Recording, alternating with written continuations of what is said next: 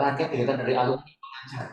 Ya, jadi Pak Endro ini kebetulan juga alumni, apa yang bisa disampaikan ke adik-adik untuk bekal nanti. Karena apalagi dalam kondisi yang sekarang, kita kesulitan mau berinteraksi karena banyak dibatasi pergerakan kita dan sebagainya.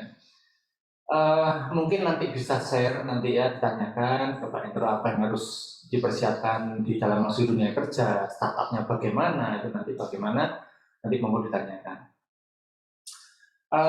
Untuk kegiatan ini barangkali sudah tahu ya bahwa ini memang sebagai syarat untuk menempuh kompri, ya, menempuh kompri, sehingga nanti kami mohon jangan off ya videonya karena dipakai sebagai absen untuk membuat sertifikat.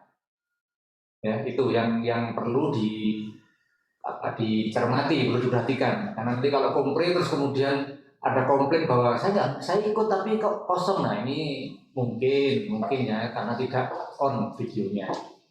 Itu ya. Saya pikir itu aja sambutan supaya nanti waktunya nggak habis bisa saya ngomong.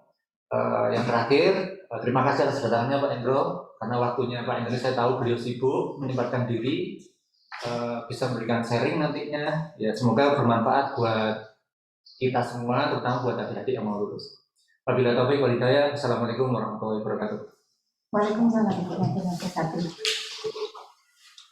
Oke, tetap semangat. Sebelum acara kita mulai, marilah kita baca basmalah dulu. Semoga acara ini memberikan manfaat buat adik-adik semua, memberikan kelancaran nanti setelah kompre, mudah dapat pekerjaan di era new normal ini. Oke, bismillahirrahmanirrahim. Menginjak acara selanjutnya, topik kali ini adalah topik yang hot ya, karena mempersiapkan diri menghadapi tantangan dunia kerja di era new normal. Nah, mungkin ini pertama kali ada semua langsung masuk pada era new normal, di mana kita harus bisa menyesuaikan dengan kondisi yang ada. Nah, kali ini kita nggak perlu, artinya nggak perlu jauh-jauh, langsung aja kita tanya pada ahlinya, para praktisi kita kali ini. Jadi adik-adik silakan bertanya dengan puas, sepuas-puasnya, karena beliaunya berpengalaman sangat dalam.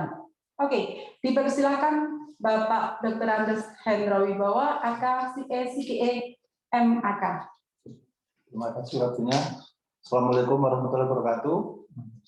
Waalaikumsalam. Selamat siang, salam sejahtera bagi yang beragama lain. Saya terima kasih pada Pak Irawan sama Bu Siwi. Saya diberi kesempatan untuk bisa berbagi dengan adik-adik saya. Kenalkan, nama saya Hendra Wibowo. Saya alumni ABM, masuk tahun 1988. Insya Allah lulusnya saya lupa, tapi yang pasti kalau tidak salah 92. Gitu. Sekarang saya salah satu partner dari kantor akuntan publik Hendro Busloni Alamsyah. Kebetulan kantor pusatnya ada di Malang, kantor cabangnya salah satunya ada di Bandung, kantor cabangnya salah satunya ada di Mataram. Kebetulan Malang adalah sebagai pusatnya, dan kebetulan juga saya juga sebagai pimpinan partnernya. Sementara saya dulu perkenalan dari saya terkait dengan siapa saya, tapi adik-adik saya jangan lihat, oh Mas Hendro sekarang sudah jadi pimpinan KAP gitu ya, sudah sukses gitu ya. Amin kalau menurut saya. Tapi yang akan saya sampaikan itu adalah bagaimana sih kok bisa sampai seperti sekarang ini, kan begitu. Saya sedikit cerita bahwa pada waktu tahun lebih kurang 1991 kalau nggak salah, saya sudah bekerja. Saya masuk semester 6 di kampus kita, tapi saat itu saya sudah jadi auditor. Saya sudah jadi auditor, habis itu selang 2 tahun, setelah itu saya lulus. Dan lulusnya pun juga kebetulan lulus saya adalah lulus mepet. Kenapa saya bilang lulus mepet? Karena saya juga belum tanya sama Pak Irawan dan Pak Bu Siwi. Saya nggak tahu IP adik-adik sekarang itu berapa rata-rata. Karena kenapa saya tanya seperti itu? Kalau dunia kerja saat ini, kebanyakan harusnya IP-nya adalah lebih kurang di atas 3. Kenapa tadi saya bilang sampaikan saya masuk ABM tahun 1988, lebih kurang saya lulus tahun 1992. Karena saat itu ya, yang saya kejar adalah target waktu. Target waktu, kalau saya tidak 4 tahun saya tidak lulus, nanti adik-adik saya bisa tidak kuliah. Makanya di sini kenapa tadi saya tanya IP-nya adik-adik saya itu berapa, saya juga belum tanya sama Pak Irawan atau Bu Siwi, tapi yang jelas kalau yang saat ini untuk menghadapi dunia kerja, adik-adik jangan seperti saya. Target yang adik-adik kejar sekarang itu adalah, harusnya itu adalah target hasil, selain target waktu. Apabila IP kalian masih kurang, harapan saya tolong, idealnya lulusnya kan 4 tahun. Ya mungkin bisa jadi 4,5 atau 5 dengan harapan supaya IP-nya adik-adik tidak seperti IP saya. IP saya saat itu adalah masih 2,52. Karena target saya adalah target waktu, bukan target hasil. Tapi saat itu saya sudah bekerja di kantor akuntan juga sebagai auditor. Tapi bukan berarti bekerja itu harus menghilangkan target hasil kita. Karena kalau yang saya lihat sekarang, bahwa kalau kita mau mengelamar kerja, kalau IP-nya tidak di atas 3 atau di bawah 3, kemungkinan kalian semua akan terminir. Jadi yang saya harapkan sekarang itu adalah target hasil dari adik-adik. Meskipun ada yang punya target waktu. Tapi kalau IP kalian masih di bawah 3, mungkin bisa minta bantuan Pak Irawan atau Bu Sipu, tolong saya ditambah 1 semester lagi. Karena pada waktu zaman saya IP 2,52 itu sudah sama dengan, sebenarnya saya bukan lulus, sama dengan ijazah saya dari ijazah SMA. Tapi seiring dengan perkembangan waktu, yang sekarang ini kalau IP 2,5, 2,6, mungkin dia Pak Irawan. Jadi harapan saya untuk adik-adik untuk menghadapi dunia kerja di new normal maupun tidak new normal, tidak ada pandemi, harapan saya IP kalian itu adalah di atas 3. Supaya adik-adik saya bisa bertarung di dunia luar. Itu yang saya harapkan terkait dengan pembekalan kalian mau lulus. Kalau memang sudah di atas 3, monggo. Nah, setelah itu sekarang yang selanjutnya yang bisa saya sampaikan ke adik-adik itu adalah setelah lulus adik-adik mau ngapain, kan begitu. Kalau adik-adik lihat saya, wih Pak Endro jadi, Mas Endro sudah enak, bisa jadi akuntan, bisa jadi punya kantor sendiri, tidak ikut orang dan sebagainya. Yang saya masukkan setelah lulus, target kami semua itu adalah mau sebagai jadi pekerja atau jadi seorang entrepreneur. Kenapa saya bilang begini? Karena pada waktu saya kuliah dulu pun juga sama. Saya mau jadi seorang pekerja atau jadi seorang entrepreneur. Kalau kalian entah itu jadi entrepreneur atau pekerja, ingin di sana, minimal ilmu dasar saat kita kuliah harus kamu kuasai. Betul-betul harus kamu kuasai ilmu dasarnya, ya, bukan ilmu pengembangannya. Terus terangnya, ilmu yang saya dapat, yang sampai sekarang ini saya dapat, yang saya bisa rasakan, itu adalah saat itu yang pertama itu adalah saya diajari jurnal sama senior kita juga. Waktu itu namanya Pak Ismail Said sama Mas Yudi. Itulah yang ngajarin saya jurnal akuntansi. Dari ilmu dasar itulah saya bisa sampai sekarang. Dalam artian begini, entah itu manajemen atau akuntansi menurut saya sama saja, tapi yang jelas yang harus kamu pahami adalah ilmu dasarnya. Kalau jadi seorang pekerja, kamu harus paham ilmu dasarnya. Bagian akuntansi itu adalah kamu harus bisa jurnal, bagian manajemen mungkin kamu bisa punya dasar pengelolaan atau mungkin tentang 5G dan sebagainya, itu harus kamu kuasai. Kenapa saya bilang begitu? Karena terus terang dari pengalaman kerja saya, setelah jadi auditor saya jadi karyawan koperasi. Lebih kurang 5 tahun jadi saya jadi karyawan koperasi. Setelah itu saya berpindah lagi jadi manajer koperasi. Ini awal karir saya. Saya cerita mengenai awal karir saya, tapi harapan saya ambil aja yang baik, yang jelek nggak usah dipakai. Terkait dengan pembekalan kalian di dunia kerja. Setelah saya jadi manajer koperasi, saya pindah di manajer keuangan di tambang batubara. Ada nun jauh di sana, ada di Kalimantan. Mungkin kalau ada adik-adik saya yang ada di Kalimantan, dulu kantor saya ada di Palimas Tengah di Banjarmasin, tambang di Tapin, di Rantau, dan di Pelehari. Itu salah satunya. Kalau ada adik-adik saya yang kebetulan orang Kalsel. Setelah 2-3 tahun saya di Banjarmasin, di situ terus saya kembali lagi ke Jawa. Tapi intinya bahwa pembekalan yang harus kamu kuasai untuk menghadapi dunia kerja saat ini terkait dengan keilmuan adik-adik saya, pahami ilmu dasarnya. Setelah itu baru kamu bisa mengajukan untuk bekerja dimanapun. Dan kalau bekerjanya jangan pilih-pilih. Pak, kalau bisa saya kerjanya jadi di perusahaan yang besar. Makanya tadi saya sempat menyampaikan bahwa setelah jadi auditor, saya kerjanya jadi karyawan koperasi. Bisa bayangkan, mungkin adik-adik sekarang ada itu Emanirek, sarjana, ABM, ini kok kerjanya di koperasi. Enggak. Nanti ada cerita tentang itu.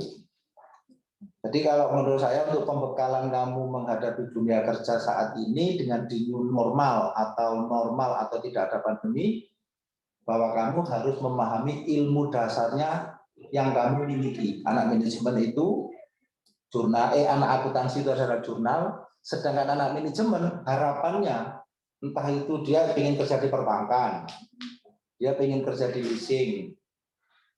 Kalau bisa yang dipahami tentang bagaimana analisa 5C, itu saja. Jadi ilmu dasarnya berat, karena saya pun juga pernah besar di leasing. Setelah sekian pekerjaan, saya juga pernah jadi kepala cabangnya salah satu leasing besar di Indonesia. Kebetulan saya pegang wilayah area Kediri. Area Kediri berarti saya pegangnya Karesidenan Kediri. Saya pegang 2 leasing. Anak akuntansi kok pegang leasing, kan gitu. Padahal itu anak manajemen. Padahal di situ yang diminta adalah tentang 5C-nya. Jadi terkait dengan pembekalan kalian semua utamanya, tolong lihat targetnya, target waktu untuk lulus, tapi jangan lupa IP-nya jangan dikesampingkan. Insya Allah sih ada adik saya IP-nya di atas 3 semua. Terus yang kedua, pahami ilmu dasar ilmu yang kamu punya. Yang ketiga, jangan pilih-pilih pekerjaan. Kenapa saya bilang jangan pilih-pilih pekerjaan? Karena begini, pada saat awal saya dulu jadi auditor, teman-teman saya dulu maunya hanya di general audit. Pak, saya tak audit, tapi di general audit. Tapi tidak di spesial audit. Saya dijawab sama pimpinan saya, Andro, kalau bisa, asalah pisaumu kiri dan kanan. Maksudnya apa, Pak? Saya bilang gitu. Sekali-sekali kamu ngaudit general, sekali-sekali ngaudit spesial. Dari bahasa itu tadi, itu masih saya pegang sampai sekarang, termasuk untuk anak saya, termasuk untuk staf-staf saya.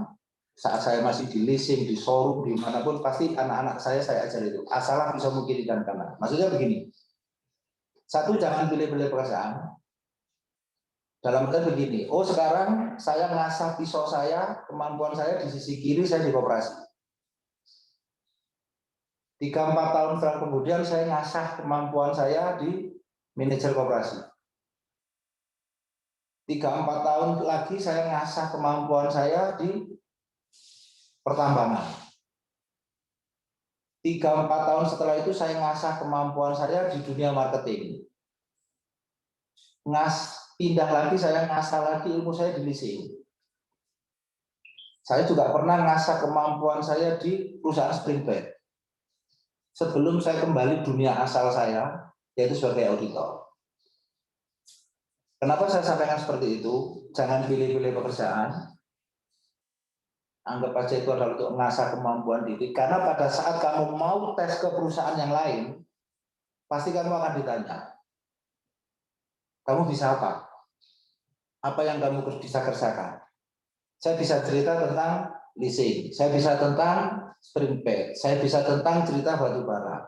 Dari situ saya tidak pernah takut saat itu melamar pekerjaan, meskipun IP saya 2,52.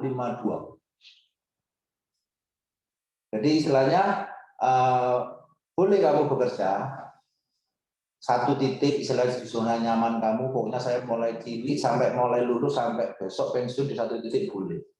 Tapi kami insya Allah untuk mendapatkan ilmunya mungkin tidak sebanyak yang berani mengasah kemampuan mengasah pisau kiri dan kanan. Meskipun itu ada jeleknya. Ada jeleknya.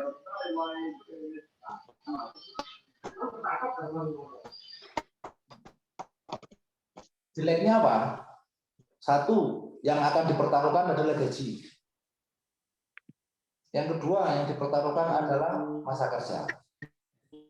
Tapi setelah kamu merasakan satu titik, kamu sudah tidak melihat gaji, kamu akan, oh berarti di sini saya. Tapi kamu untuk meningkatkan karirmu di perusahaan satu, karena itu bisa cepat. Misalkan kamu di perusahaan A sudah 5 tahun, semisal tanda petik sebagai surveyor. Habis itu kamu ditawarin lagi, Pak, Mas mau kerja di sini. Oh iya, nggak apa-apa. Tapi ilmunya beda, ambil. Mungkin gajimu kecil, tapi ilmunya kamu dapat. Saat kamu pindah ke leasing lagi, kamu pindah ke perusahaan lain lagi, insya Allah gaji kamu akan bisa naik 2 kali, 3 lipat. Karena itu yang saya rasakan untuk pembekalan kalian, bahwa pelajarilah ilmu dasarnya anak akuntansi harus wajib jurnal. Saya yakin sih kenapa saya bilang begitu. Waktu saya di leasing, saya waktu pegang showroom area Jawa Timur, setiap saya butuh anak akuntansi, saya tes untuk jurnal, kebanyakan tidak bisa. Kebanyakan lupa. Karena yang kita diajarkan oleh dulu zaman saya adalah Pak Menah, itu mungkin masih semester 1, semester 2. Tapi setelah semester akhir, kamu semua tidak pernah dipegangi jurnal lagi. Iya Pak, iya. Insya Allah itu ya. Karena saya sering nemuin anak-anak akuntansi, saya suruh jurnal, tolong ini di jurnal, dia tidak bisa. Anak manajemen saya pada waktu itu masih pegang leasing, saya suruh, kalau kamu melihat satu ada konsumen mau mengajukan kredit, apa yang kamu lihat? Apa yang kamu analisa? 5C-nya tidak jalan. Anak akuntansi saya nulis pembukuan, suruh nulis kas keluar kas masuk juga lupa. Nah dari situ mungkin nanti kalau kamu semua adik-adik saya ketemu dengan ibu-ibu dosen di kampus, misalkan kamu kepingin, minta aja jadi Pak saya tolong ingatkan jurnal lagi. Saya yakin jurnal itu banyak yang lepas. Yakin saya. Jadi kembali lagi pembekalan untuk teman adik-adik saya yang akan lulus itu untuk menghadapi masa dunia kerja ya seperti itu. Dan kamu harus berani kamu ngambil pilihan. Kalau mau jadi seorang entrepreneur silahkan. Saya pun juga pernah jadi entrepreneur saat itu. Setelah saya pulang dari Kalimantan, setelah saya pulang dari Kediri, saya mencoba entrepreneur. Tapi kalau kamu jadi entrepreneur, minimal kamu juga pernah kerja di entrepreneur yang pernah kamu geluti. Jangan tahu-tahu kamu berentrepreneur sendiri. Dan kalau sudah mau jadi seorang entrepreneur, kamu harus fokus. Kenapa saya bilang fokus? Saya dulu pernah punya salah satu dealer di Kota Malang. Saya dulu masih ideal. Tenaga saya masih kuat, dan saya akan punya usaha lagi. Selama saya masih kuat, saya akan berkarir. Tapi entrepreneur saya juga saya munculkan. Itu menurut pengalaman yang saya terima, itu hancur.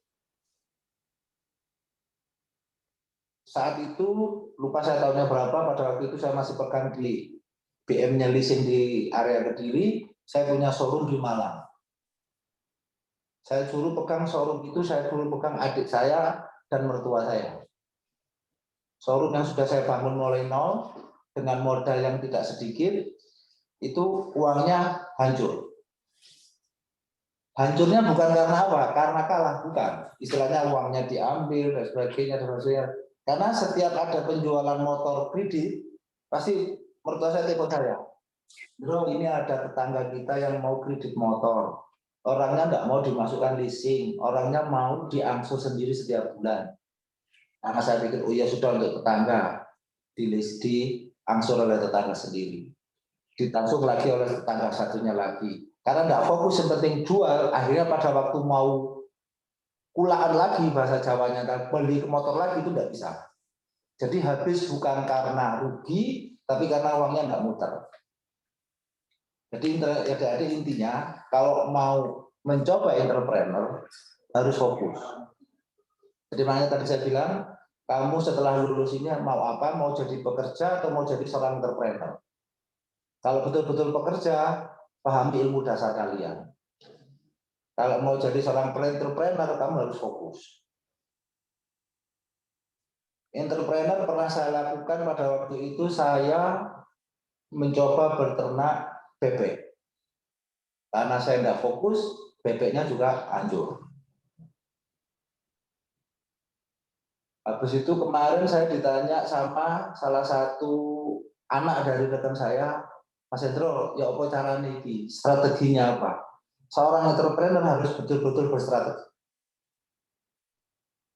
Utamanya adalah strategi awal. Mungkin kamu tahu di Malang ada rumah makan yang bagus, rumah makan yang enak dan sebagainya.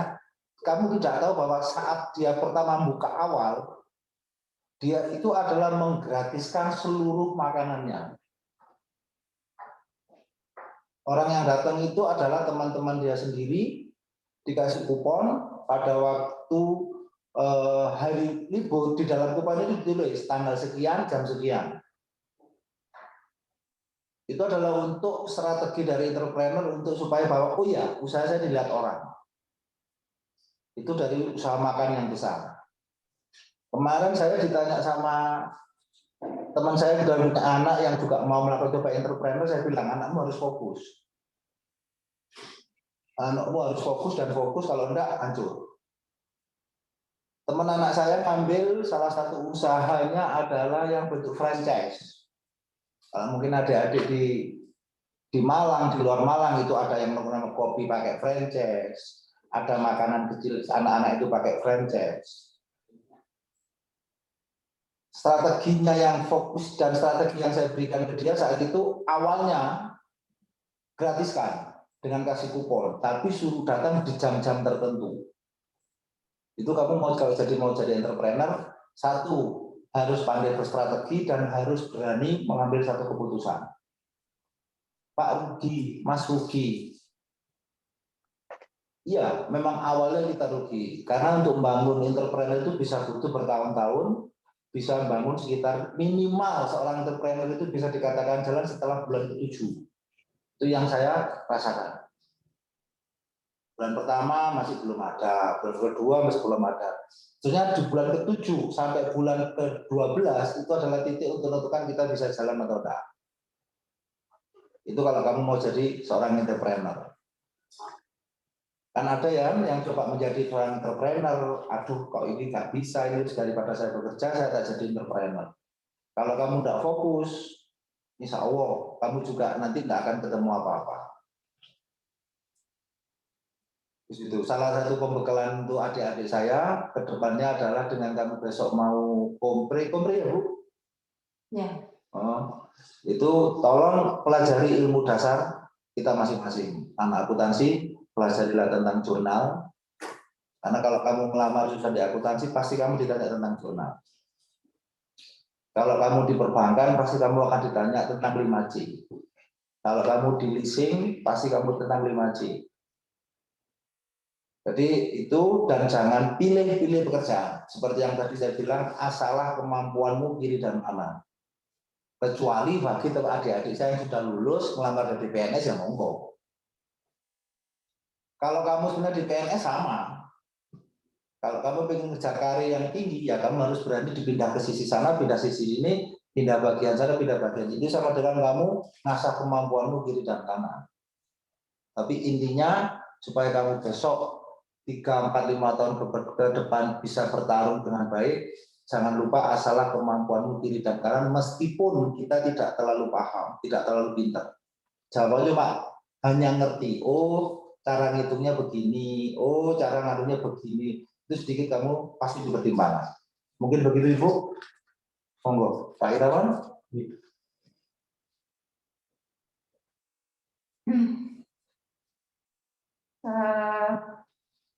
Baik, itu penjelasan dari Pak Hendro. Tadi kalau bisa mengambil sedikit penjelasan dari Pak Hendro tadi. Yang pertama adalah adik-adik kalau bisa lulusnya IPK-nya di atas 3. Saya yakin ini sudah di atas 3 ya.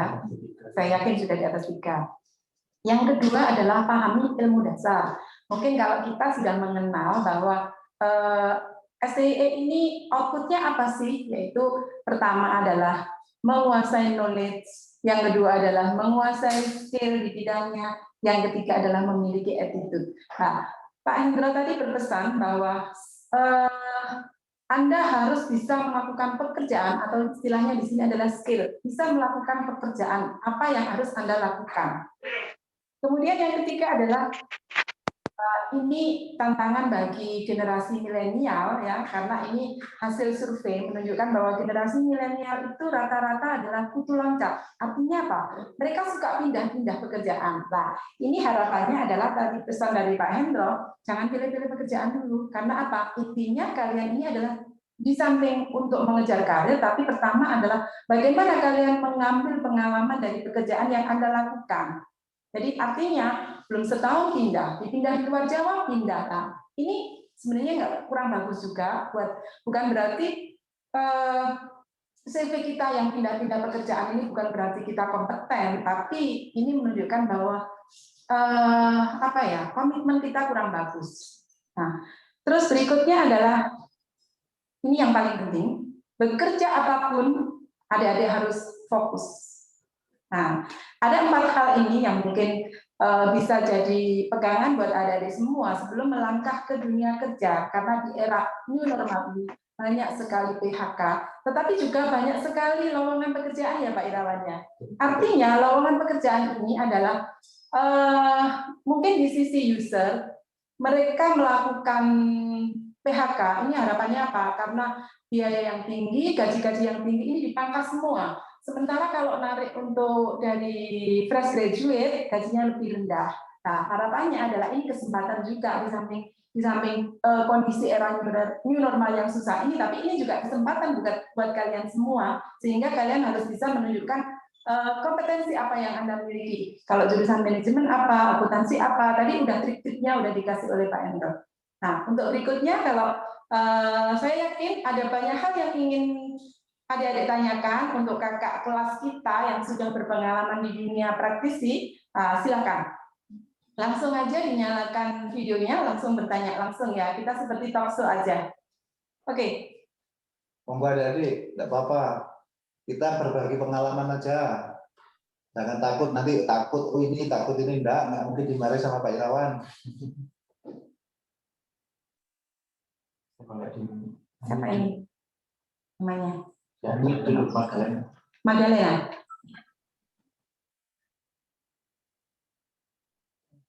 Enggak kok. Ada yang mau nanya? Silakan kalau ada yang mau nanya.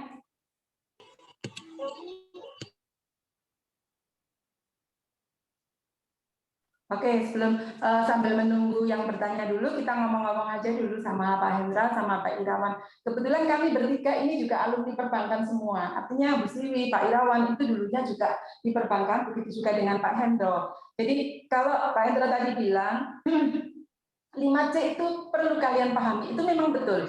Jadi pada saat kalian wawancara, melamar ataupun secara tertulis, biasanya memang ada pertanyaan seperti itu. Apa sih yang dimaksud dengan 5C? Dan kalian harus benar-benar memahami karakter itu maksudnya apa, capital itu maksudnya apa, collateral itu maksudnya apa. Nah, adik-adik tidak hanya 5C ini jumlahnya, tetapi harus paham apa maksudnya. Sehingga kalau diaplikasikan di dunia kerja, karakter itu yang bagaimana, yang gitu. Nah, ini masuk dalam soft skill.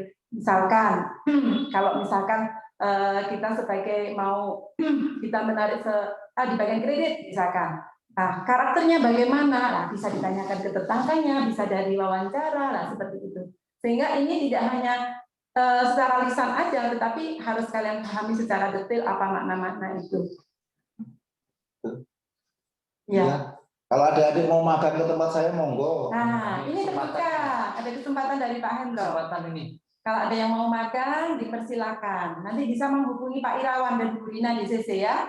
Nanti bisa dihubungkan ke Pak Hendra langsung. Boleh. Nah, ini kesempatan buat kalian semua. Karena selama ini yang magang itu bukan adik-adik saya. Nah, dari perguruan tinggi lain ya Pak? Ya, Nah kan Eman. satu, yang pertama bisa dari UM, dari Polinema, dari Brawijaya, dari Unisma, itu banyak yang magang. Tapi adik-adik saya kok nggak ada yang magang ya? Padahal sudah ada MOU Pak dengan CC. Sudah. Oh, sudah ada. Ada siapa yang mau langsung aja daftar ya? Ini kesempatan sudah dibuka. Mau yang sekarang masih belum bekerja, sudah mau lulus, terutama yang jurusan akuntansi ya Pak? Boleh. Akuntansi atau manajemen? Boleh dua-duanya? Akuntansi. Kalau saya sih utamanya akuntansi sih, utama akuntansi karena AKP. di sana. Oh. J. Ada yang masih di Malang, Pak? Saya. Kalau mau magang silakan, Pak. Berapa orang, Pak? Monggo, sudah berapa? Oh, ini dengan banyak-banyak sih. 5 boleh, 10 boleh. Oh, maksimal 10 ya? Itu udah ada kesempatan itu lah ya. Silakan langsung daripada kalian nganggur menunggu kompre atau menunggu wisuda, kalau yang sudah lah kesempatan ini digunakan sebaik-baiknya, jarang loh kalian langsung dapat terjun ke dunia kerja. Artinya kalian nanti tahu. Oke, silakan yang mau bertanya. Mungkin kalau nggak sekarang tahun depan ya, ada adik-adik saya lagi yang mau mau magang. Mungkin ya Pak Irawan. Mungkin untuk yang di kampus mungkin nanti sekitar Oktober November nggak apa-apa. Tapi yang sekarang boleh. Ya, ini kan kebetulan anak-anak ini sudah nunggu kompre aja Pak Hendro. Ya, jadi kesempatan bagi mereka sebelum terjun ke dunia usaha bisa mengenal lebih dekat. Kalau saya adik-adik, kalau kamu tahu saya, kalau saya di tempat kerja saya kasih kesempatan anak-anak itu belajar sebanyak-banyaknya. Karena saya dulu bisa seperti ini pun sama pimpinan saya pun juga bilangnya, Dro, kamu silakan kerja. Kalau sudah pinter, Dro, kamu pergi dari saya. Saya digitukan sama pimpinan saya. Maksud saya pun kalau kamu mau magang di saya, ya, silakan. Mau sampai kerja di sana saya silakan. Tapi intinya setelah kamu pinter, kamu bisa buka kantor sendiri. Gitu. Kalau yang mau makan silakan, hubungi Pak Irawan boleh. Ya. Saya Mas Hendro. Pak Narto barangkali mau nanya Pak Narto, Gimana Bapak kabarnya? Ya. Pak Narto. Assalamualaikum warahmatullahi wabarakatuh. Waalaikumsalam. Warahmatullahi wabarakatuh. Gimana? Itu lama nggak ketemu ini, lama nggak ketemu. Iya Bapak. Mas, yang pertama terima kasih tentu atas waktunya sehingga bisa berbagi pengalaman kepada adik-adik yang mau lulus ini. Karena terus terang tantangan adik-adik ini berbeda dengan pada waktu kita lulus, Mas Hendro lulus, itu berbeda banget. Tadi sudah disinggung oleh Bu Siwi. Saya kenal Mas Hendro ini sudah cukup lama. Adiknya Mbak Yanike saya juga kenal baik, karena saya sering memberi materi di grupnya Mbak Yanike. Sehingga terus terang itulah kebanggaan kami sebagai dosen. Kalau alumninya sukses seperti Mas Hendro ataupun Mbak Yanike. Karena Mbak Yanike itu direktur utama satu bank BPR di Malang ini juga. Nah, jadi sekali lagi saya bangga dengan prestasi Mas Hendro ataupun Mbak Yanike tadi. Di balik anak yang sukses tentu ada orang tua yang luar biasa. Saya yakin orang tua Mas Hendro luar biasa sehingga putra-putrinya menjadi orang-orang yang sukses ini. Nah, saya hanya pesan kepada anak-anak saya yang mau lulus ini bahwa pertama kalian harus bangga kuliah di ABM ini karena alumninya orang-orang sukses. Yang lainnya tentu perlu terus membangun jaringan, mencari informasi kepada kakak-kakak Anda, Mas Hendro, Pak Hendro atau Mbak Yanike. Karena sekarang ini eranya orang harus membangun jaringan, membangun kolaborasi. Itu harus terus dilakukan. Makanya kalau Mas Hendro memberi kesempatan untuk magang, itu mestinya harus dimanfaatkan. Sehingga mestinya hari ini mestinya harus dibuka pendaftaran siapa yang akan magang. Karena di era new normal ini, kayaknya tahun 2021 ini perusahaan-perusahaan lagi ya istilahnya bangkit lah. Mudah-mudahan terus bangkit, terus berjaya begitu. Tapi untuk bangkit ini tentu akan butuh waktu, butuh proses. Sehingga sambil menunggu kesempatan yang akan muncul nanti, saran saya kepada anak-anak saya ini, ya cari ilmu sebanyak-banyaknya, antara lain dengan masuk ke dunia kerja. Kalau ada kesempatan magang, ya magang. Kemudian untuk mencari ilmu terus, itu ya harus terus dilakukan. Intinya Mas Hendro, saya kesempatan ini ya mengapresiasi dan terima kasih atas waktunya. Yang kedua, saya ya sedikit memotivasi pada anak-anak saya. Mudah-mudahan mereka nanti menjadi orang-orang yang sukses seperti Mas Hendro ataupun keluarganya, yang menurut saya orang-orang yang luar biasa. Terima kasih. Assalamualaikum warahmatullahi wabarakatuh. Terima kasih Pak Narto. Iya Pak Narto, terima kasih. Saya bisa seperti ini karena saya juga dibimbing sama Pak Narto. Karena Pak Narto adalah dosen pembimbing saya pada waktu mau lulus. Jadi karena Pak Narto pun saya juga bisa sekarang jadi seperti ini. Terima kasih Pak Narto, Pak Ngestune. Sama-sama, Mas. Makasih Pak Narto. Ternyata Ya, Bu dosen Guru. pembimbing ya Pak.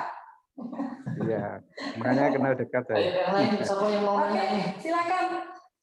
Kalian tadi udah diberi kesempatan untuk magang di KAP-nya Pak Hendro. Langsung aja daftar setelah acara ini, langsung hubungi CC, bisa hubungi Bu Rina. Kan kalian udah masuk di grup WA kan? Nah, mungkin bisa langsung daftar ke sana. Manfaatkan kesempatan, ya. Mumpung ada sarana untuk belajar, langsung tindak lanjutin ya. Oke, silakan kalau ada yang mau bertanya. Bukan bertanya, sharing-sharing.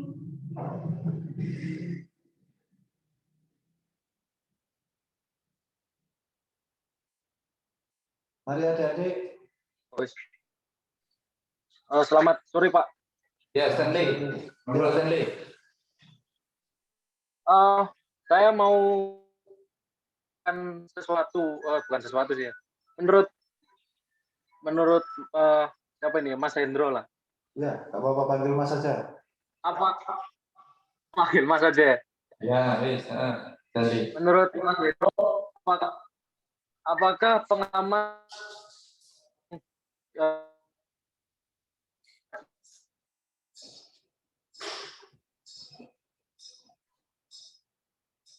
melihat yang tidak sesuai dengan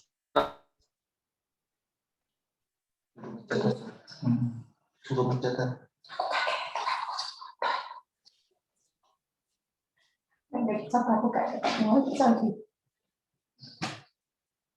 Apa? Itu dia, benar. Gitu. Kalau itu coba catat saja. Stanley, coba diulangi lagi karena suaranya terputus-putus ya di sini. Oh, gitu.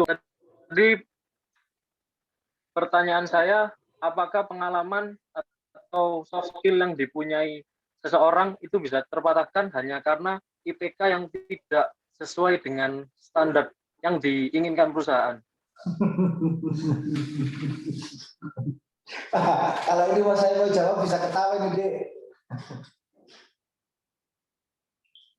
Halo, Dek Sandi. Ya, Kalau seperti ini saya jawabnya itu gimana ya?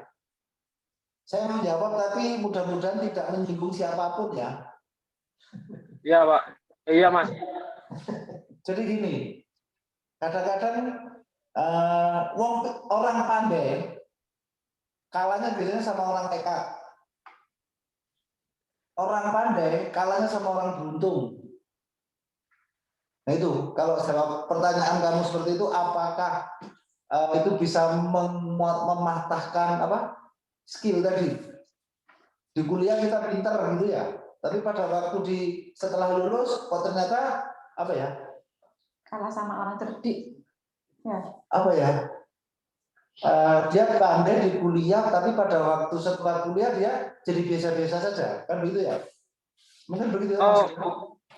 Bukan, maksud saya di kuliah itu biasa-biasa aja, tapi dan IPK-nya kan IPK-nya seperti Mas Hendro, IPK-nya 2,5 sekian. Itu waktu di pekerjaan, tapi karena kita waktu kuliah itu pernah punya pengalaman segala macam, karena kita punya pengalaman rendah, itu bisa tidak kalau ditolak gitu hanya karena IPK yang rendah itu.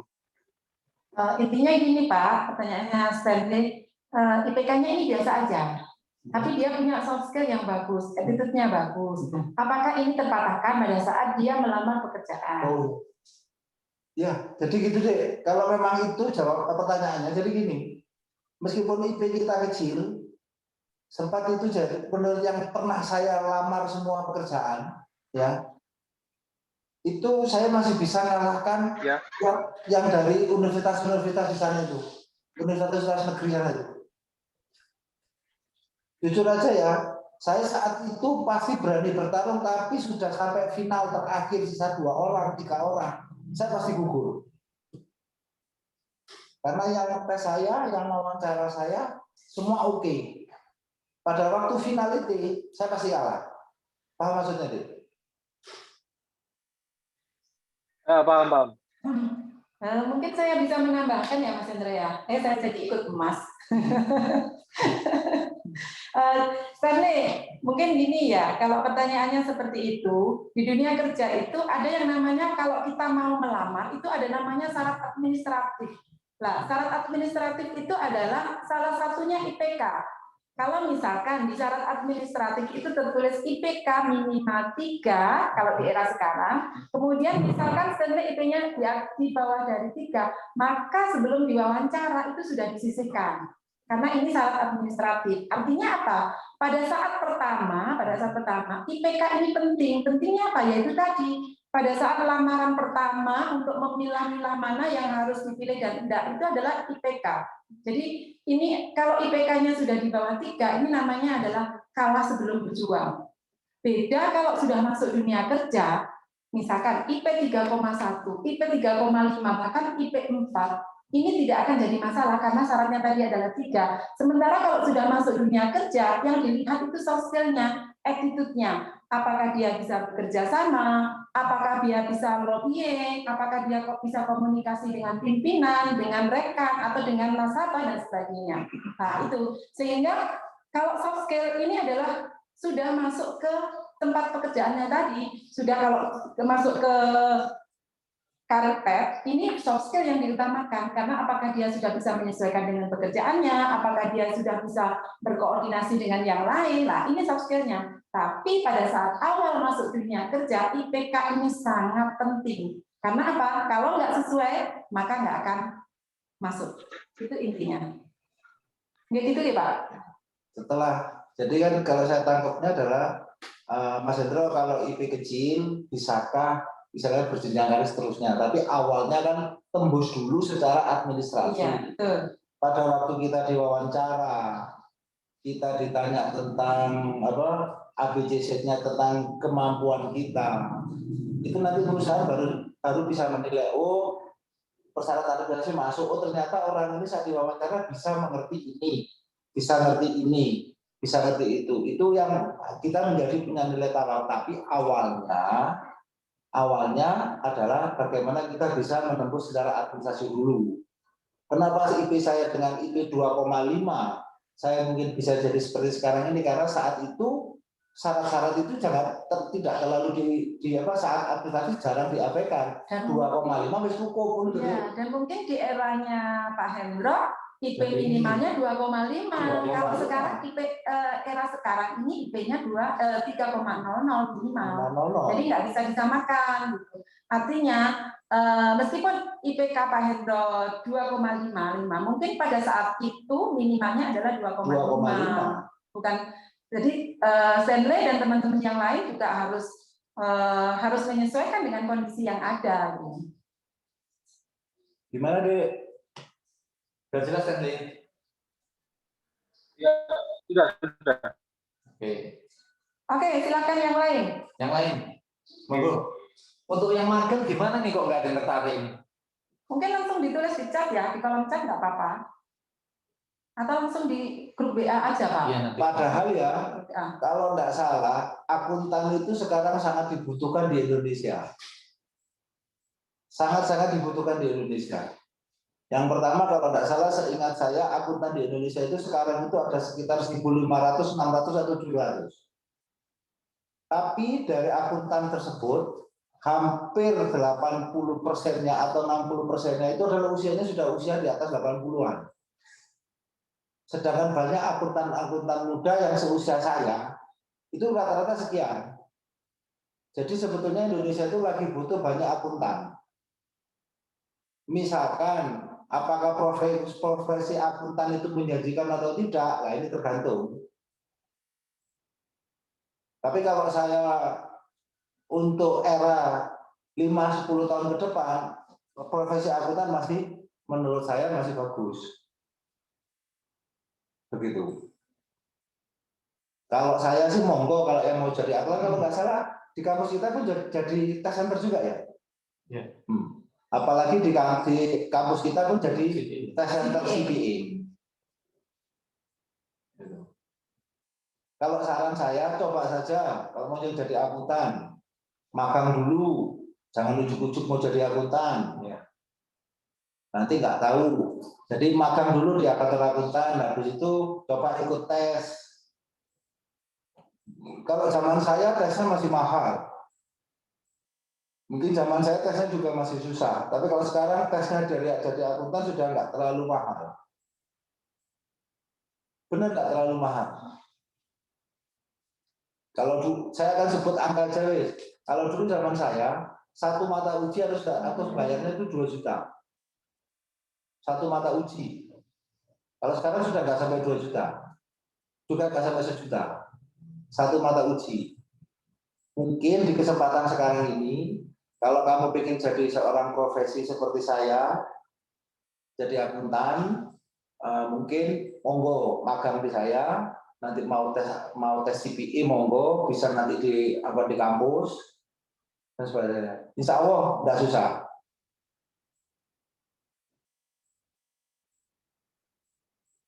Karena akuntan masih peluangnya masih besar, dan se-Asia, ingat saya, se-Asia Indonesia adalah akuntan yang paling sedikit. Pak makanya Terus pertanyaan Indonesia di penjualan, sedangkan keadaan ekonomi sudah tidak. Magdalena ya nanya ya. Oh iya. Mempertahankan kinerja di sisi penjualan. Jadi gini, terkait dengan kondisi yang sekarang ini, kan sekarang yang dibutuhkan adalah ekonomi kreatif. Langsung dijawab untuk Magdalena aja. Ya. Mbak Magdalena, mungkin di situ bagaimana kita mempertahankan di sisi penjualan, itu kan sekarang kan lagi dibicarakan ekonomi kreatif. Kalau boleh tahu penjualannya di apa, Mbak?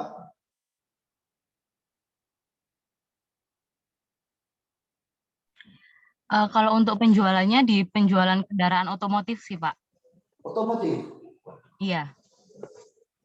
Nah, kalau roda 2 atau roda 4? Roda 4. Berarti nih. Kalau itu terus terang, kalau terkait untuk mempertahankan penjualan, terus terang saya pernah di leasing lama, hampir 10 tahun saya di leasing. Itu tadi saya sebutkan, saya salah satunya BM, mulai dari Bank Finance sampai SMS Finance yang ada di cabang Kediri. Dengan kondisi pandemi sekarang, sebetulnya ya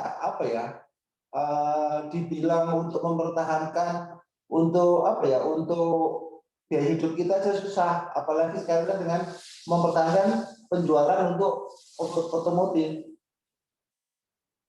Kalau saya melihatnya laku 1, 2, 3, atau 5 itu udah cukup, Mbak. Kalau mungkin sebelumnya itu bisa 15 sampai 20, karena kondisi pandemi ini kan berpengaruh ke ekonomi semua. Nanti kalau saya ngomongnya, Mbak, tolong dibeginikan, Mbak, tolong beginikan, bisa salah semua nanti. Kalau penjualannya adalah dari entrepreneurnya adalah di penjualan mobil second ya, Mbak Madalena? Mobil second iya, mobil baru iya, Pak. Mobil barunya mobil second. Kenapa? Sebagai apa Mbak di sana, Mbak? Kalau ini saya di leasing sih, Pak. Lebih Oh, ke di leasing. leasingnya apa? Iya, di Oto Multi Arta, Pak. Oh, di Oto mana? Oto Kediri? Oto Malang. Oto Malang. Waduh. Kalau yang saya tahu bukan saya di Malang sih. Teman saya ada yang di Sinarmas, ada yang di Kelipang, BM-nya. Juga rasanya sih lagi turun ya, karena memang kondisi ini ya. Kalau untuk Iya, jadi terus terang kalau itu saya enggak bisa ngomong secara aplikasi atau secara praktek yang pernah saya lakukan ya. Terus terang kalau saya tidak bisa ngomong, takutnya nanti saya salah jawabnya. Apalagi mbaknya di Oto kan juga leasing besar. Oto pun juga mengembangkan SDM-nya pun juga tidak main-main, harus ada pendidikan ini dan ini. Itu. Jadi penjualan untuk mempertahankan sisi penjualan di leasing ya apa ya?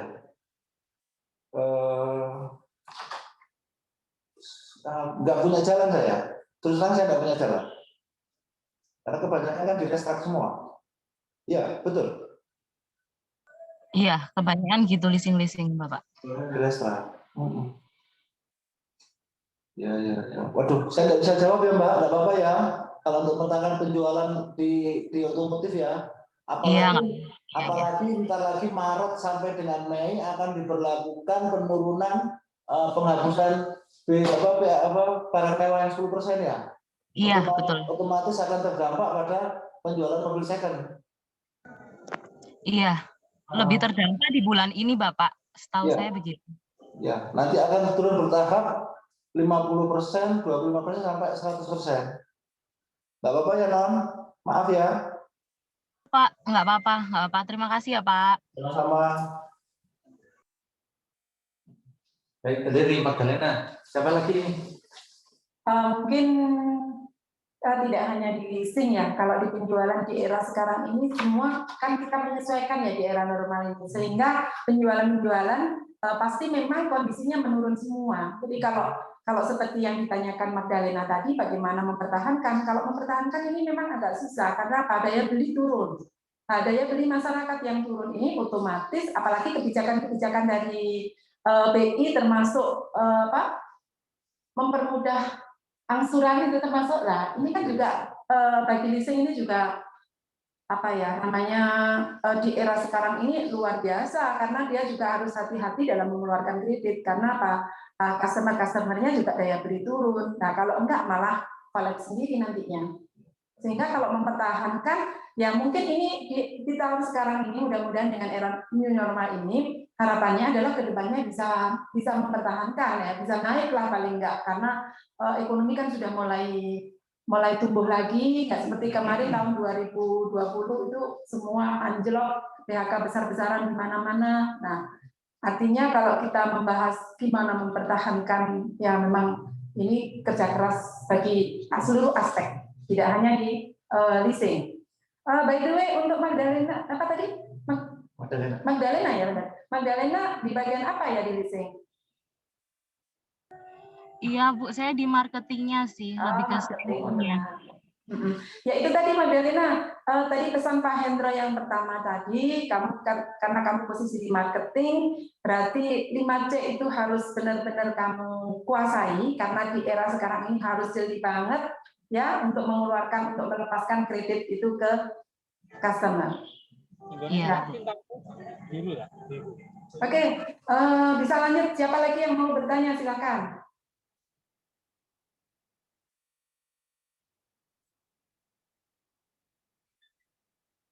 Oke, silakan.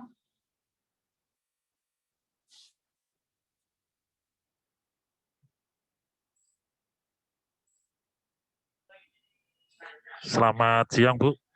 Selamat siang. Ya. mohon izin sekedar sharing saja. Saya Dimas, izin memperkenalkan diri, saya Dimas Oke Pak Dimas, dari Pasuruan ini. dari Pasuruan. Ya, Saya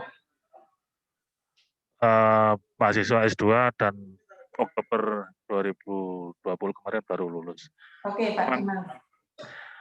Dan saya bekerja di pemerintahan. Memang benar yang disampaikan pembicara tadi, kita memang harus fokus dengan apa yang kita kerjakan dan ilmu yang kita dapat. Saya awalnya bekerja di pemerintahan, memang lulus dari Akademi Lalu Lintas, dan ketika saya bekerja pertama itu tidak ditempatkan sesuai dengan pendidikan saya. Saya ditempatkan di bendahara, jadi saya harus mempelajari aturan-aturan yang tidak ada di pendidikan saya pada awalnya. Dan alhamdulillah saya bisa fokus, dan selama 12 tahun itu saya di satu seksi yang harus saya jalani, dan baru beberapa tahun ini saya pindah ke seksi. Memang yang disampaikan tadi 5C itu sangat penting. Kita membangun hubungan dengan orang lain, itu sangat saya rasakan pada 12 tahun itu saya bisa berkenalan dengan dari dinas yang lain, dan lebih dapat ilmu di situ. Dan sekarang saya di seksi yang ini juga harus lebih fokus. Saya sampaikan ke teman-teman yang baru akan kompre, ilmu yang didapat selama pendidikan memang harus fokus, dan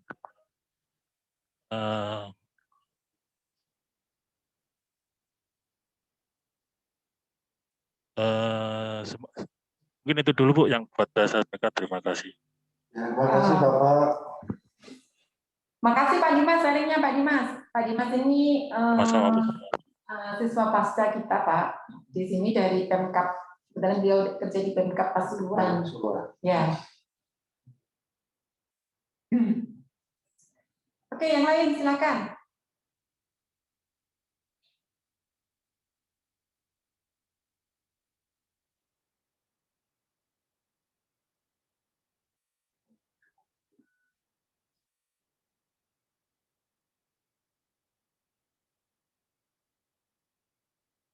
Ada yang mau masih ada yang mau ditanyakan sama Pak Hendro? Atau sharing-sharing aja, silakan. Itu barusan Melani. Melani. Halo. Halo. Ya, silakan. Silakan. Ya, saya mau tanya. Ini saya Raditya dari ABM. Jadi mau tanya, kondisi sekarang dengan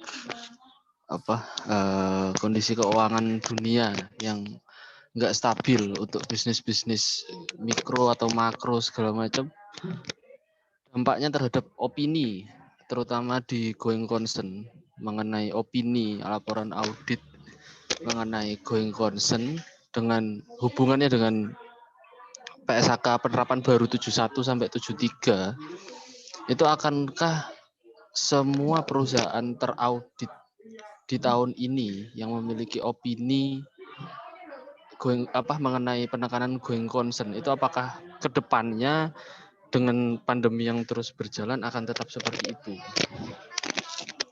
Gitu Pak.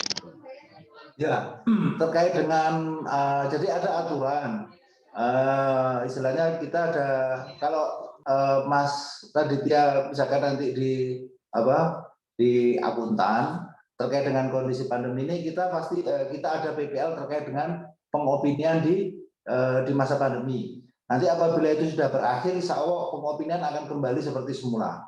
Terkait yang Mas sampaikan tadi, Ade Raditya mungkin punya sedikit pengalaman di KAP ya? Iya Pak. Di KAP mana? Saya di Made Sudharma dulu 4 tahun. Oh, di Pak Made. Berarti di Malang ya? Enggak, sekarang saya udah di Surabaya Pak kerjanya Pak.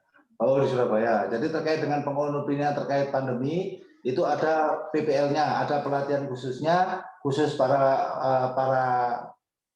AP maupun KAP di situ terkait dengan kondisi pandemi seperti PSK yang saya sebutkan tadi. Setelah nanti itu berakhir, nanti akan kembali seperti semula. Mungkin begitu. Oke. Ya Pak, terima kasih. Sini Melani mungkin. Pengalaman.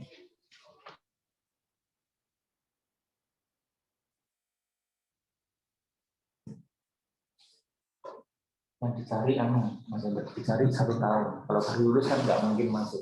Ya itu tidak bisa jawab saya. Jadi gini deh. Jadi bahkan kalau saya terus terang pada saat saya waktu saya sebelum jadi akuntan, saya terus terang mengabaikan pengalaman kerja. Kembali lagi itu adalah kepada individual dari atau perusahaan itu masing-masing atau kepala cabangnya. Jadi memang sih, bahkan sekarang ini kenapa di tempat magang saya siapapun saya siap terima magang. Kapan lagi saya akan berikan peluang kesempatan bekerja kepada adik-adik yang mau magang dan akan saya beri suatu keterangan supaya dia bisa bertarung, bisa mengeliminir tentang pengalaman kerja yang 1 tahun itu. Jadi waktu saya di Kediri, saya di area Surabaya, saya hampir menghilangkan bahasa pengalaman kerja 1 tahun. Pada saat saya jadi KAP, saya pasti akan terima anak-anak. Mau magang silahkan. Mau magang silahkan. Kalau mau perlu referensi, saya kasih referensi. Karena kapan lagi anak-anak muda punya pengalaman bekerja kalau tidak diberi kesempatan oleh yang sudah punya pekerjaan. Jadi sebenarnya saya sih tidak pendapat dengan pengalaman kerja 1 tahun itu. Jujur saya pribadi ya. Jadi istilahnya kalau untuk menghilangkan itu, mempersiapkan diri itu berarti kan kita harus yang penting kita kerja dimanapun. Seperti yang tadi saya bilang, jangan pilih-pilih kerja dulu. Terimalah pekerjaan dimanapun. Sebetulnya kenapa saya tadi bilang seperti itu? Karena saya punya pengalaman pada waktu saya di Kediri. Ada orang yang ingin bekerja, tapi tidak boleh ke sana, tidak boleh ke sini. Saya bilang, kamu kerja aja di sana. Bilang aja dari saya. Saya bilang gitu. Loh Pak, nanti kalau bisa bilang sama saya. Bilang kalau itu dari saya. Akhirnya dia bisa bekerja di sana, tapi dengan referensi. Itu yang susah. Bilang dari Pak Hendro. Nah, kalau enggak, sudah telepon Pak Hendro. Itu kan untuk kasarannya kan untuk bagaimana menghilangkan pengalaman minimal 1 tahun supaya setelah kamu bekerja di sana seadanya dapat referensi dari di sana. Entah itu dapat referensi atau tidak, pasti saat kamu nulis lamaran pasti akan kamu tulis saat ini saya bekerja di sini. Makanya tadi dari awal saya bilang setelah kamu lulus nanti jangan pilih-pilih pekerjaan. Ada pekerjaan yang tulis masuk aja. Pada waktu kamu mau mencoba ke tempat lain, kamu pasti akan nulis bahwa saya saat ini bekerja di sini. Itu kamu akan sedikit dipertimbangkan. Mungkin harapannya dari Pak Irawan atau dari Bu Siri, ayo monggo kerja. Karena dengan kamu kerja, otomatis jaringan kamu semakin luas. Meskipun sekarang dunia digital ya, mau cari kerja di sana, mau cari kerja di sana, itu ya dengan adanya IT dan sebagainya. Tapi kalau kita secara nyata kita bekerja, pada saat kamu mengajukan lamaran pekerjaan pasti kamu akan nulis saya bekerja di sini. Itu kamu nanti akan sedikit punya pertimbangan. Jadi harapan saya nanti setelah ini kamu bekerja ya bukan serabutan ya, kamu bekerja segera aja cari kerjaan yang kira-kira bisa jadi membuat jaringan. Itu. Monggo ke sini. Saya mau tanya sekarang. Untuk Melani apa sudah mewakili apa yang dijelaskan Hendro tadi, Melani? Oke, Melani, mungkin dari yang dijelaskan oleh Pak Hendro tadi betul ya. Dan ini merupakan syarat administratif juga. Kalau coba Melani lihat lowongan pekerjaan yang di-share oleh CC, pasti di situ pertama IPK, yang kedua adalah pengalaman minimal 1 tahun. Nah, pengalaman minimal 1 tahun ini pertanyaannya adalah bagaimana dengan fresh graduate kan begitu. Nah, caranya adalah kalian ikut magang tadi seperti yang disarankan oleh Pak Hendro tadi. Dengan magang kalian nggak usah pilih-pilih pekerjaan dulu. Yang penting ada pengalaman kerja gitu. Terus kemudian nanti kalau ini syarat administratif kalian udah diterima, apa sih keuntungannya? Kalau kalian masuk di dunia kerja itu, pasti nanti kedewasaan kalian akan berubah, pola pikir kalian berubah, termasuk yang dijelaskan oleh Pak Hendro tadi, jaringan ini akan bertambah. Sehingga apa? Peluang untuk mendapatkan pekerjaan yang lebih baik kalian akan bertambah. Beda kalau kalian diem aja, nol bodol, nggak tahu apa-apa, nggak mau makan, nggak mau apa, ya nggak akan ada pengalaman di dunia kerja. Artinya dunia kerja itu yang membedakan dengan di tempat kuliah. Biasanya kalau kuliah kalian ini lebih individual, tapi di dunia kerja ini kita sudah berhubungan dengan satu dengan yang lain, di mana berkoordinasi dengan teman sejawat, pekerjaan bisa selesai, di mana customer ini puas, bagaimana hubungan dengan pimpinan lah. Ini kalian belajar ke sana sehingga kedewasaan kalian akan meningkat. Nah, kalau kedewasaan kalian ini meningkat, otomatis cara berbicara Anda, attitude Anda juga akan berubah. Nah, ini akan mempengaruhi Anda pada saat wawancara untuk mendapatkan pekerjaan yang lebih baik. Nah, ini Pak Hendra ya. Nah, pasti itu. Sehingga Pak Hendra bolak-balik istilahnya ya, saya menggunakan bahasa Jawa. Atau seringkali mengatakan bahwa jangan abaikan pengalaman kerja, atau artinya jangan pilih-pilih pekerjaan apapun melampaui, yang penting kalian dapat pengalaman. Itu yang pertama. Sehingga apa? Untuk naik tangga berikutnya, Anda sudah memiliki banyak relasi, kedewasaan, kemudian pola pikir yang berubah, karena udah masuk dunia kerja pasti kedisiplinan kalian akan berubah pula. Oke, mungkin ada pertanyaan lagi ya? Baik, saya bacakan. Ya. Selamat siang Pak. Bagaimana cara dari Indra Dwi Agustono? Bagaimana cara memilah bisnis di era new normal? Apakah langkah yang ditempuh sudah tepat? Bagaimana mengukur ketepatan itu? Apakah cara baru ini akan mengembalikan bisnis kembali ke jalur semula? Atau bahkan melejitkannya, ataukah justru tambah penurunan? Tanya bisnisnya apa aja Pak? Bisnisnya apa ini, Mas Indra? Indra bisnisnya apa? Apa Pak? Indra bisnisnya apa ini? Di event organizer Pak. Oh, event organizer. Boleh ini memilah bisnis ini maksudnya gimana Mas Indra? Ya mungkin kan apa? Sebelumnya kan kita fokus ke event yang kayak lebih dari apa? Event-event panggung gitu Pak ya. Sekarang lebih kan ke event wedding, terus private party dan lain-lain. Nah, mungkin untuk sekarang sih buat ngangkat kembali ke event semula itu lebih susah gitu loh Pak. Karena semua harus online dan lain. Dengan harus online itu kan apa ya? Perlu yang kita keluarkan lagi dari segi persiapan untuk alat-alat. Itu sih Pak. Siapa tadi namanya? Indra. Jadi Indra butuh bagaimana cara memilah atau mengimprovisasi gitu bisnis gitu Mas Indra. Ya, kita harus mungkin kalau apa ya lebih prefer kalau untuk kita membuka bisnis sendiri Pak, dari mungkin itu menurut saya Pak ya, daripada kita harus ikut orang gitu loh Pak. Kalau boleh tanya, Indra saat ini bisnis sendiri atau ikut orang? Untuk yang di IO? Sendiri Bu. Oh, udah sendiri. Oke. Ya. Jadi kalau dengan kondisi yang sekarang ini sih apa ya, kaitannya dengan pandemi sih memang kita harus pinter-pinter berani mencoba spekulasi. Kalau memang Masnya di Indra sekarang ini salah satu usahanya adalah di event organizer terkait dengan adanya wedding dan sebagainya. Memang kondisi sekarang memang sangat masih belum normal seperti yang kemarin. Iya. Nah, untuk supaya Mas Indra tetap bisa bertahan, menurut saya ya mungkin harus ada diversifikasi dari usaha yang lain. Kalau enggak, insya Allah kan sekarang kan dulu kalau tidak salah bisa sampai 500 orang bisa di event ini. Sekarang mungkin hanya 50 orang atau 100 orang. Padahal mungkin Mas Indra butuh tim sekian untuk personilnya sekian dan sebagainya. Kalau untuk kondisi saat ini mungkin masih belum terlalu menjanjikan Mas. Itu menurut saya loh ya. Ya. Terus kalau misalkan Mas Indra tanya mau usahanya apa kan begitu ya? Untuk pengembangannya itu loh Pak. Biasanya kan dari event organizer kan bisa kayak ke event-event yang jenis lain. Nah, berhubung sekarang aja dari wedding itu juga udah present Pak, cuma 50 tamu, protokol dan lain-lain. Nah, mungkin untuk itu sih Pak, pengembangannya dulu ke depannya. Itu sih Pak. Nah, itu sih. Iya, jawab.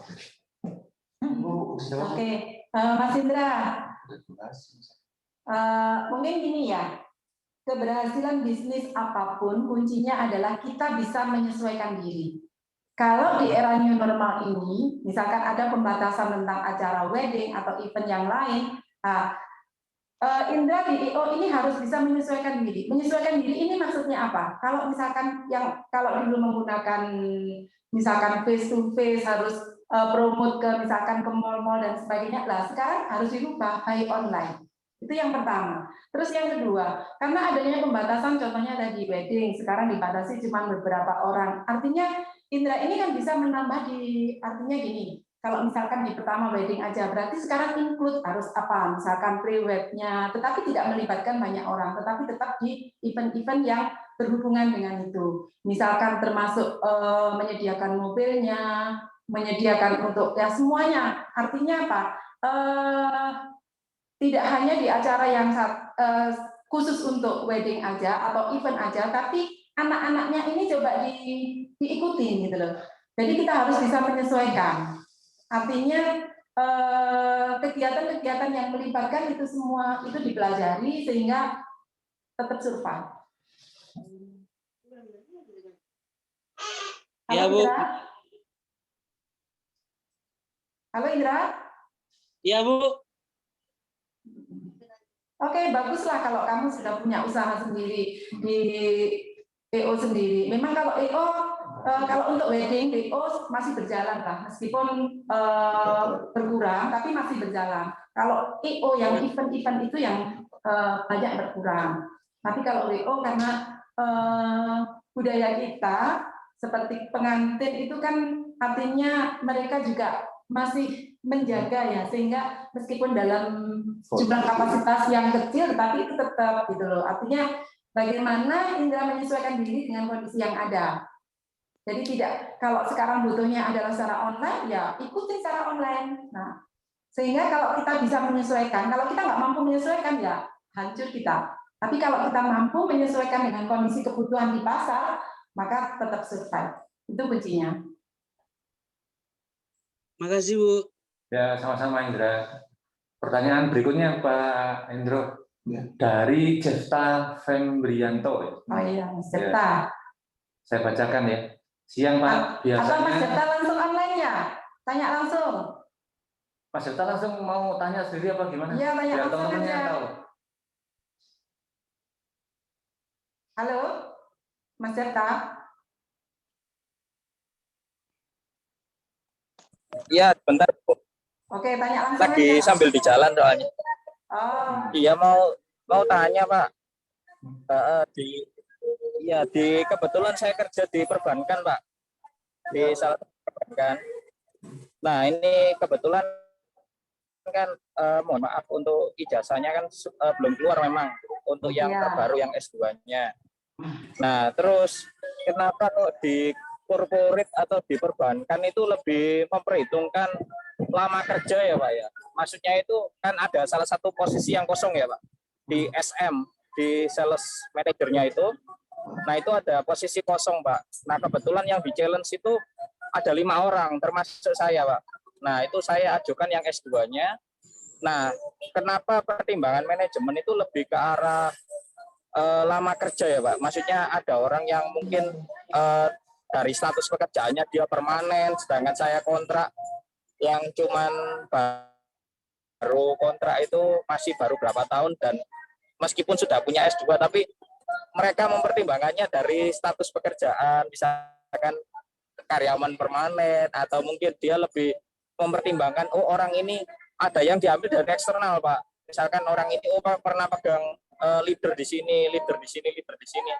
Nah kenapa kalau malah mereka ngambil yang itu ya Pak? Kenapa ijazah bukan merupakan pertimbangan yang utama? Atau apa mungkin ada perubahan di dunia kerja Pak? Jadi kayak ijazah itu sebenarnya bisa diimbangi dengan pengalaman dan mungkin lama kerja. Itu sih Pak. Mohon pencerahannya Pak. Terima kasih.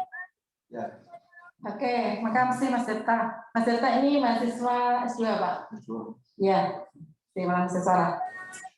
Ya kalau saya dari yang di Cesta tadi itu, kalau menurut saya sih apa yang dilakukan perusahaan itu ini, dia mungkin akan mengambil seperti yang saya katakan Mas Eta, bahwa Mas Eta sekarang masih posisi kontrak ya, tadi bilangnya. Iya Pak. Iya Untuk Pak. posisi Tapi dia mau mengambil posisi SM, sales manager di salah satu perbankan yang ada. Iya. Gitu ya? Iya, kebetulan saya kemarin itu di challenge Pak sama RSM itu untuk lamar di CSM. Nah, pas saya challenge itu saingan saya ada lima orang, yang satu itu permanen, yang satu permanen, sedangkan yang lain itu diambil dari luar, dari orang-orang yang mau ngelamar posisi yang pernah jadi manajer.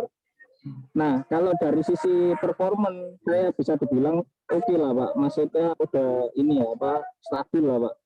Nah, kenapa itu tidak menjadi pertimbangan manajemen ya Pak? Atau memberikan saya challenge atau kesempatan gitu loh, kok malah ngambil yang dari luar atau yang permanen itu tadi ya Pak? Nah, itu. Jadi gini Mas, misalkan saya satu perusahaan, saya punya anak, saya butuh cabang, saya butuh seorang istilahnya salah satu istilahnya SM gitu ya, minimal nanti pasti saya akan, kalau itu saya wajar ya Mas, kalau saya itu sebetulnya apa yang dilakukan oleh tempat Mas Cesta bekerja, dia ngambil SM dari karyawan yang sudah tetap, itu wajar ya, wajar itu. Kalau itu wajar, bukan karena Mas Cesta sekarang S2 habis itu ijazahnya sudah keluar, tapi kenapa kok tidak jadi pertimbangan? Pasti perusahaan punya pertimbangan lain karena Mas Cesta masih posisi di kontrak. Tapi kalau Mas Cesta sudah di kantor tetap, insya Allah Mas Cesta akan bisa lebih menanjak karirnya. Itu. Oh, iya, paham Mbak. Siap. Iya. Betul sekali ya, Mas Delta. Betul sekali tadi yang sudah diutarakan oleh Pak Hendra. Jadi sebenarnya kalau jalur karir di organisasi itu yang pertama kan bisa internal atau eksternal. Nah, kalau dari internal tadi, yang pertama diperhatikan adalah pasti yang sudah karyawan tetap. Yang pertama. Nah, kalau ada karyawan kontrak, dia berpotensi atau punya kompetensi, pasti karyawan tetapnya dulu kalau misalkan sama-sama kompetensinya. Itu yang pertama. Terus kemudian yang kedua, biasanya organisasi itu ada yang memperhatikan pada saat peningkatan karir karyawannya itu, ada yang memperhatikan senioritas, ada yang memperhatikan kompetensi. Nah, bagi yang memperhatikan senioritas ini biasanya adalah mengukur dari berapa lama dia bekerja. Jadi urutannya adalah lama bekerja dulu. Dia nggak memperhatikan kompetensi, lama bekerja dulu, lalu siapa yang akan diangkat. Ini jalur senioritas. Yang kedua adalah kompetensi. Nah, kalau kompetensi ini nggak melihat berapa dia bekerja, setahun kalau dia sudah karyawan tetap, kalau dia punya kompetensi, pasti akan dipromot. Nah, itu. Jadi perusahaan kebijakan sendiri-sendiri gitu. Bu, siap Bu. Bu, kalau misalkan mau tanya satu lagi Bu ya, terakhir. Boleh, kalau fak saya kan di manajemen keuangan ya Bu ya. Untuk di S1-nya kan manajemen, itu kan masih general. Nah, kalau yang S2 kan sudah pecah Bu ke manajemen keuangan ya, konsentrasi saya. Nah, kalau di posisi pabrik atau perusahaan Bu, itu sebenarnya cocok saya itu ada di posisi apa atau jabatan apa ya Bu? Karena kemarin saya waktu melamar di salah satu pabrik rokok Bu, saya di interview. Nah, fak saya ini saya agak bingung arahnya Bu. Ketika dia challenge saya ke GM, ke General Manager, itu saya ditanyai benar kata yang tadi sempat dijelaskan jurnal. Nah, di situ saya benar-benar nggak ngerti ya, maksudnya lupa ya Bu, karena itu kan pelajaran S1 ya Bu, kayak jurnal itu ya. Di S2 kan lebih ke arah keuangannya gitu loh. Nah itu kan tidak diulas lagi di S2. Nah itu saya benar-benar gelagapan Bu, betul katanya Bapak tadi, jurnal paling penting, betul itu saya ngalami kemarin interview juga ditanya itu. Terus yang kedua ditanya masalah kalau keuangan arahnya ke pajak atau ke perhitungan akuntansi. Nah ini kok enggak sinkron ya sama pelajaran yang saya pelajari gitu loh Bu. Itu kalau ke manajemen keuangan itu faknya ke arah apa ya Bu? Sama jabatannya apa ya kira-kira ya Bu? Mohon arahannya, terima kasih Bu. Oke, Mas Tirta, sebenarnya Iya, kalau Bu. sudah masuk dunia kerja, apalagi Iya, Bu. Mas Tirta ini sudah kerja, sebenarnya Iya. kaitannya adalah kompetensi. Nah, kompetensi ini biasanya, kecuali kalau dosen loh ya, kalau dosen itu misalkan ngajar ini ya harus lulus ini ya kayak gitu. Tapi kalau sudah di dunia kerja ini beda. Contohnya gini ya, di perbankan masuk, yang jadi manajer coba lihat. Dia tidak selalu dari ekonomi, dia bisa dari hukum, dia bisa dari psikolog, dia bisa dari artinya apa? Asalkan dia punya kompetensi di bidangnya, maka bisa masuk. Kuncinya di sana kalau sudah bekerja. Sehingga pelatihan kompetensi itu memang penting gitu loh. Apalagi yang dikejar sekarang Mas Tirta adalah sudah ke arah CM. Sebenarnya kalau pertanyaan jurnal itu lebih khusus ke fresh graduate. Karena apa? Itu pekerjaan administratif. Nah, pekerjaan administratif itu adalah pekerjaan yang baru-baru masuk. Nah, itu penting sekali. Makanya tadi ditekankan oleh Pak Hendro. Nah, tapi kalau sudah menuju ke jenjang yang lebih atas, sebenarnya bukan ke sana, udah strategis. Artinya udah soft skill-nya gimana, attitude-nya, maksudnya di sana adalah attitude-nya gimana, pengalaman kerja di bidang itu bagaimana, urusannya sudah ke sana. Kalau masih ditanya kan jurnal kok lucu ya kalau sudah arahnya ke sana gitu. Jadi itu sebenarnya ranah untuk fresh graduate kalau di apa namanya skill yang bersifat dasar gitu. Iya Bu, makanya saya kemarin waktu diwawancara juga bingung belagapan Bu. Waduh. Terus dia kaget Bu, waktu saya di interview ownernya itu kaget loh. Ini kamu S2? Iya. Loh kok nggak? Ya apa ya, gini aja loh. Kok nggak bisa jawab? Itu tuh, iya paham Bu pencerahannya. Terima kasih. Apakah kok di Malang Mas? Kenapa Bu? Kenapa Pak? Di daerah apa? Di daerah Pandaan Pak. Pandaan. Oke. Jadi kalau memang tadi posisi yang dituju itu adalah GM. Iya Pak. Ya ini saya cuma sekedar ngajarin aja ya. Iya Pak. Beberapa tahun sebelumnya sekarang ini, saya juga pernah sudah mau jadi GM-nya salah satu pabrik rokok Wismila. Oh iya Pak. Siap. Nah, pertanyaan untuk GM harusnya bukan juga pegawai jurnal. Iya Pak. Siap. Pertanyaan, makanya kenapa saya tanya pabriknya di mana? Karena pada waktu saya ngelamar jadi GM-nya Bismillah itu, saya ditanya adalah bagaimana cara mengembangkan seperti yang Bu Sri tadi bilang. Bagaimana cara mengembangkan penjualan, bagaimana mencapai target, bagaimana menghitung mapping area tentang penjualan pabrik rokok, tapi tanyanya bukan mengenai jurnal. Harusnya begitu. Iya Pak. Malah itu sebenarnya ownernya itu malah dari luar negeri loh Pak. Sekolahnya S1 luar negeri loh, makanya tanyanya ke arah situ, makanya aku bingung. Nah, kembali lagi seperti yang tadi saya bilang dari awal, intinya kalau prinsip dasar ilmu kita tahu, insya Allah sih kita bisa jurnal. Tapi saya tidak nyalakan Mas Jefta, bukan berarti anak manajemen tidak bisa jurnal. Insya Allah di anak manajemen pun juga diajari jurnal juga.